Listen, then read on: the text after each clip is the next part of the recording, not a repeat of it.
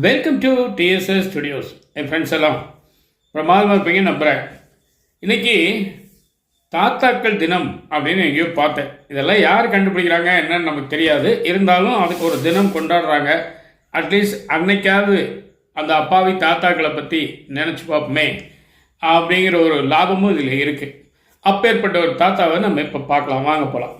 இந்த ஃபோட்டோவை நல்லா பாருங்கள், கொஞ்சம் நல்ல கவனமாக பாருங்கள். அந்த நெற்றியில் உள்ள சுருக்கங்கள் ஒவ்வொரு வரியும் 1000 வரி கொண்ட ஒரு புத்தகம். அந்த கண்களை பாருங்க, என்னமோ சொல்லணும்னு அப்படியே தவிக்குது. யார்கிட்ட சொல்கிறது, எப்படி சொல்கிறது தெரியலையே. அந்த ஒரு நிலைமையில் அந்த முகத்தையே பாருங்களேன், நல்லா ஓஹோன்னு வாழ்ந்து வளர்ந்து அனுபவித்து சந்தோஷமாக இருந்து இப்போ இப்படி வாடி வதங்கி இருக்கு இல்லையா, அதையும் பாருங்கள்.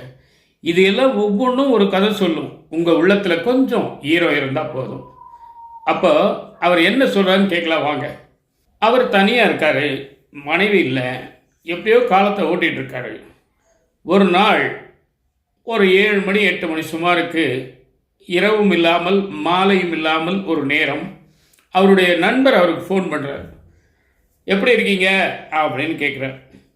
இவர் உடனே தன்னுடைய குறைகளை அடுக்க ஆரம்பிச்சிட்டார்.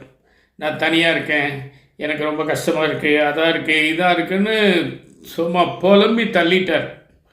இது என்ன நமக்கு தெரியாதா, நம்ம எல்லோரும் செய்கிறது தானேங்க. அதை சொன்ன உடனே நான் இப்போ அங்கே வரணுமா, உனக்கு எதாவது ஹெல்ப் பண்ணுமான்னு அவர் கேட்குறாரு. வந்தீங்கன்னா பரவாயில்லங்கிற மாதிரி சொல்கிறார். சரியாக 15-20 நிமிஷத்தில் அவர் வந்துட்டார். வந்து இவர் கூட பேசிகிட்ருக்கார். பழசு புதுசு நடுவில் உள்ளது அது இதுன்னு பின்னாடி பேசிகிட்டு இருக்காங்க. பேசி பேசி பேசி விடிஞ்சே போச்சு. அப்போ அந்த வந்தவர் சொல்கிறாரு, நண்பரே நான் இப்போ வேலைக்கு போகணும், நான் போயிட்டு அப்புறமா உங்களை சாவகாசமாக சந்திக்கிறேன் அப்படின்னு சொல்லிட்டு மெல்ல வெளியில் போகிறார். இவரும் வழி அனுப்புகிற பாவத்தோட பின்னாடி போகிறாரு. அப்போ தான் இவருக்கு ஒன்று தோணுது. அவர் ஃபோன் பண்ணி கேட்டார், நம்மளை பற்றி சொன்னோம், நீங்கள் நல்லா இருக்கீங்களா அப்படின்னா நல்லா இருக்கேன், நீங்கள் எப்படி இருக்கீங்க அப்படிங்கிறது ஆட்டோமேட்டிக்காக வரக்கூடிய கேள்வி.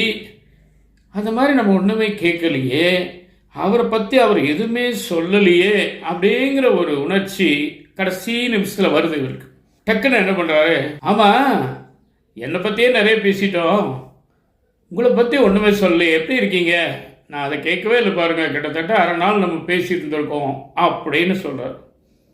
அப்போ அவர் சிரிச்சுட்டே ஒரு வார்த்தை சொல்கிறார் பாருங்கள், சிரிச்சுக்கிட்டே, ஆல்ரைட் நோ ப்ராப்ளம், நல்லா தான் இருக்கேன், எனக்கு கேன்சர் அட்டாக் ஆகிருக்கு, பரவாயில்ல அதை பற்றி நம்ம இன்னொரு நாளைக்கு விரிவாக பேசலாம் அப்படின்ட்டு கிடுகிடுன்னு போயிடுறாரு. ஏன்னா இவர் வேலைக்கு போகணும். இப்போ இந்த தாத்தா வீட்டுக்குள்ளே வந்த பிறகு இவருடைய சிந்தனைகள் மாறுது, இவருடைய நினைவுகள் மாறுது. இவர் என்ன தப்பு பண்ணார் அப்படிங்கிறத இவர் உணர்றார். ஒரு மனுஷன் கிட்டத்தட்ட 12 மணி நேரமாக நம்மக்கிட்ட பேசி இருந்துட்டு காலையில் போகிறான், விடியாமலும் நம்மளை பற்றியே சொல்லிட்டோமே, அவனை பற்றி ஒன்றுமே கேட்கல, கேட்ட உடனே இப்படி ஒரு குண்டை தூக்கி போட்டானே, அப்போது அவன் எப்படி இதை சிரிச்சுக்கிட்டே நம்மகிட்ட சொல்கிறான் அப்படின்னு இவருக்கு தோணுது. அதுதான் இந்த விஷயத்திலே மெயினான இடம் எதுன்னு கேட்டிங்கன்னா, தனக்கு கேன்சர்னும் அதை பற்றி நம்ம சாவகாசமாக பேசிக்கலாம் அப்படிங்கிறதையும் ரொம்ப ரொம்ப கேஷுவலாக யதார்த்தமாக எந்த விதமான முகத்தில் வருத்தமே இல்லாமல் சந்தோஷமாக சொல்லிட்டு போகிறார். எப்படி சாத்தியம் அப்படின்னு இவர் யோசிக்க யோசிக்க யோசிக்க ஒரு முடிவு போகிறார். அது அவருக்கு மட்டும் இல்லைங்க, நம்ம எல்லாருக்குமான முடிவு அதுதான். என்னன்னா, யார் எப்போ நம்மளை கேட்டாலும் நல்லா இருக்கேன் அப்படின்னு பொதுவான வார்த்தையை யூஸ் பண்ணுங்க. என்னமோ இருக்கேங்க, ஏன் கேட்குறீங்க அப்படின்னு ஆரம்பிக்காதீங்க. ஏன்னா கஷ்டம் இல்லாத மனிதன், கவலை இல்லாத மனிதன் யாருமே கிடையாது. அவங்கவுங்க சக்திக்கு ஏற்ற மாதிரி ஏதோ ஒரு கவலையோ கஷ்டமோ உபாதையோ இருந்தே தீரும். அது எல்லாருக்குமே பொருந்தும். அந்த மாதிரி இனிமேல் நாம் நமக்காக மட்டும் வாழக்கூடாது, பிறருக்காகவும் வாழ வேண்டும். இத்தனை பெரிய கேன்சரை வச்சுக்கிட்டு ராத்திரி பூரா என்கிட்ட உட்காந்து பேசி என்னை குஷிப்படுத்திட்டு இருந்தானே, அவனை விட நம்ம கஷ்டம் பெருசா அப்படின்னு இவருக்கு தோணுது. அப்போவே முடிவு பண்ணிட்டார், இனிமேல் யார் எப்போ எது கேட்டாலும் அழகாக 2 வார்த்தை, சூப்பராக இருக்கேங்க, எனக்கு என்னங்க குறை, நிம்மதியாக இருக்கேன் அப்படின்னு சொல்லிவிட்டு நீங்கள் என்ன பண்ணுறீங்கன்னு கேட்டுருந்தோம். அதிகபட்சம் 5 நிமிஷத்தில் முடிஞ்சாலும் 2 நிமிஷம் தான் நம்மளை பற்றி பேசணும், 3 நிமிஷம் அவங்கள பற்றி கேட்கணுங்கிற முடிவுக்கு வந்துட்டார்.